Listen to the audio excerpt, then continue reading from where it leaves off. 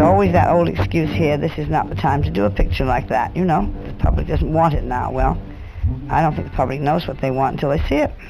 You know, I really, really think it's exactly like saying to your child, what would you like for dinner? You don't know till they see it.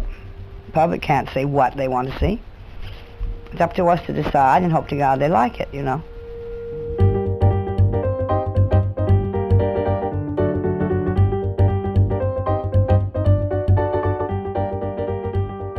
You have courage of your convictions. You have courage to say what you want to say. I never said anything that was unprintable. I never said anything just for the sake of being, you know, startling. There were always just opinions about things that one encountered as one went through life, you know.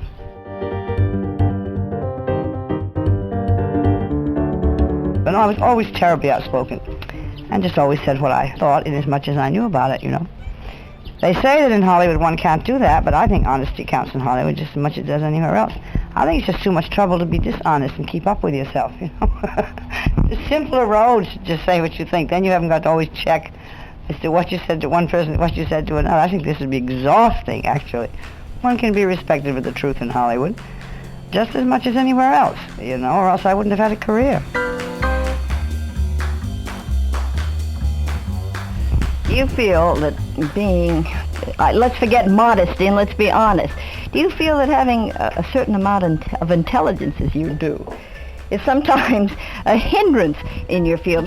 The female, I think it's a terrible hindrance in business. You know, I think it's a terrible hindrance for any female to have a lot of intelligence in private life, but I think in business sometimes it's even worse. I think there's deep resentment, no question about it, from the male side of the business. We all work for men, you know, they're the people in charge, and I think they find women easier who haven't the ability to think for themselves and stand up for themselves. One can make more enemies as a female with a brain, I think, no question about that, among the opposite sex. But I don't think in business it matters whether you're a man or a woman if you can do your job and have a brain. Well, Bette Davis, when you come home from a studio after having to fight in a man's world, was it difficult to come home and then really be a woman, you know? No, because whether it was difficult or not, I worked very hard at it. And I think I worked much too hard at it, you know, because I went way overboard the other way of proving I was definitely just a female and trying to divide up the two. And of course it should never be attempted because it cannot be done. It's impossible. It's too much work. It's ridiculous, you know, but I must say I did try. Because I believe one should be a woman at home, you know, and actually, I think business women are better women at home, if you want to know the truth, because you do understand what goes into a day's work out in the world. It's a very nerve-wracking affair. And that's what life boils down to in the long run anyway. That's all marriage is a great, great, wonderful communion of interest and a friendship. They don't seem to want it to be that simple. I don't know.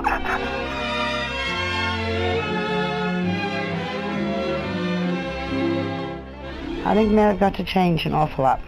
I think somehow they still prefer the little woman.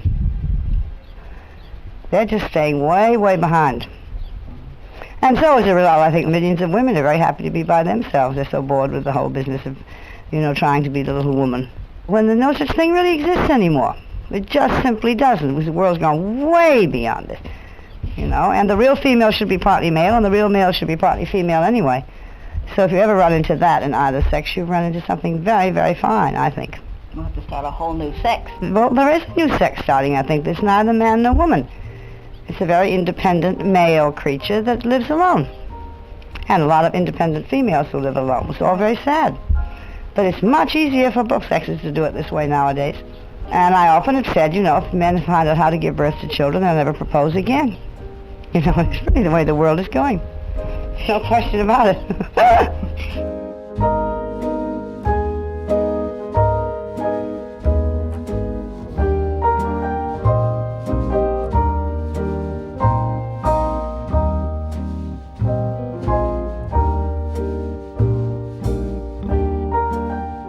There's no writing for women anymore. This is the truth. There's none.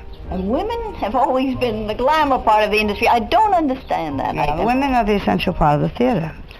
But the writers are not writing about women. I think they're too perplexed about the whole female situation, probably. The world's all full of thoughts about wars and space and tragedies to the world. That's what writers are thinking about, because that's what the world is thinking about. And it's very sad, because then that's when we could use entertainment like mad to forget all this. But there seems to be no subject that they write about.